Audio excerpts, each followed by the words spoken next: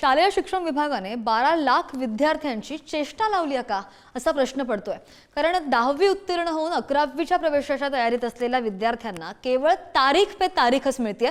गुणवत्ता यादी जाहीर होण्याची तारीख 10 जून पासून 3 वेळा बदलण्यात आली आहे आणि याचा नाहक त्रास विद्यार्थी आणि पालकांना कसा होतोय पाहूयात या रिपोर्टमधून।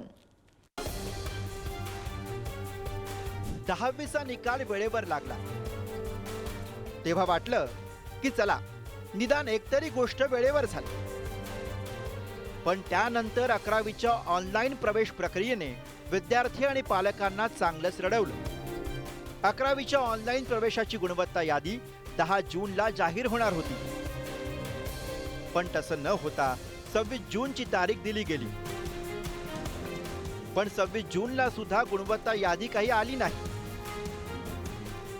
आलं ते सुधारित वेळापत्रक, ज्यात नवी तारीख मिळाली। त्यानुसार आता 30 जूनला गुणवत्ता यादी जाहीर होणार आहे। त्यामुळे विद्यार्थी आणि पालकांना नाहक मनस्ताप झालाय। अगर लिस्ट जल्दी नहीं निकलेगी तो हमारे एडमिशन्स में तो डिले हो गई। इसके अलावा फिर पढ़ाई का बहुत लॉस होने लगेगा, क्योंकि 11th के जब तक हमको बेसिक नहीं पता है हम 12th नहीं अच्छे से दे पाएंगे। ॲडमिशन जर का झाली नाही तर आपला 11वीचा अर्धा वर्ष वाया जाईल आणि मग त्याच्यामुळे 12वीत पोरांना खूप त्रास होणार आहे। प्रत्येक मुलाचा करियर पॉईंट आहे, टर्निंग पॉईंट आहे आणि अजूनपर्यंत ॲडमिशन्स झाल्या नाही आहे, लिस्ट आली नाही आहे, तर ही खूपच म्हणजे निर्दय गोष्ट आहे। ॲक्च्युली सरकारने ऑनलाईन करून ही चांगली पद्धत केली, कारण मागच्या दर्जाने कोणी ॲडमिशन घेणार नाही। आपल्या क्षमतेनुसार प्रत्येकाला ॲडमिशन भेटणार आहे, बरोबर आहे।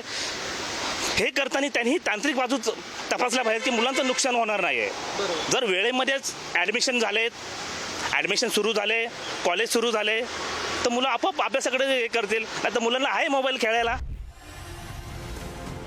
यालाच म्हणतात नियोजन शून्य कारभार। तुम्ही विचार करा, ज्या विद्यार्थ्यानं आयुष्यातला महत्त्वाचा टप्पा पार केलाय त्याला पुढची वाटचाल कधी सुरू करायची हेच माहीत नसेल तर त्याच्या मनावर काय परिणाम होत असेल। विद्यार्थी संघटना या प्रकारावरनं सवाल विचारतायत, पण याचं उत्तर देण्याची तयारी शालेय शिक्षण खात्याची आहे का? आज त्यांनी जी तारीख दिली होती प्रवेश प्रक्रिया, जी आज पहिल्या राऊंडचा निकाल लागणार होता प्रवेश प्रक्रियेचा, पण तो अजूनपर्यंत लागलेला नाही आहे। त्यांनी तारखा पुढे ढकलून 30 तारीख 30 जून दिलेली आहे। म्हणजे 1.5 महिने झाले प्रवेश प्रक्रिया सुरू आहे, तरी पण जर यांच्या तारखा लागत नाही आहेत, म्हणजे आपल्याला ह्याच्यातून दिसतंय की यांची जी पूर्णपणे यंत्रणा जी आहे, जी ऑनलाईन प्रवेशची प्रक्रिया यंत्रणा आहे, ती पूर्णपणे बोगस आहे।